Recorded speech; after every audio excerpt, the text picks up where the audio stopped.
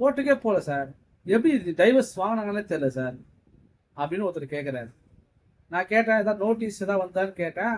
ஆமாம் சார், ஒரு லெட்டர் மட்டும் வந்து சார் கோர்ட்லேருந்து, நான் அப்போ வாங்கிட்டு நான் போகல சார், போக முடியல டைம் சார் சொன்னார்.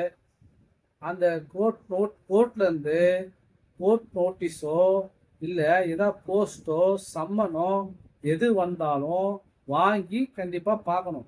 சரிங்களா? பார்த்து அது எப்போ வந்து உங்களுக்கு சம்மன் சொல்லியிருக்காங்களோ அந்த டேட்டில் நீதிமன்றத்தில் கண்டிப்பாக ஆஜராகணும். நீங்கள் நீதிமன்றத்தில் சம்மனை வாங்கிட்டு போகாமல் இருந்தாலும் சரி, சம்மனை வேண்டாம்னு சொல்லி வாங்க மறுத்துட்டு போகாமல் இருந்தாலும் சரி, கண்டிப்பாக உங்களுக்கு எதிரான தீர்ப்பு கண்டிப்பாக கிடைக்கும். டைவர்ஸ் போட்டவங்களுக்கு ஆதரவான தீர்ப்பு தான் நீதிமன்றம் கொடுப்பாங்க.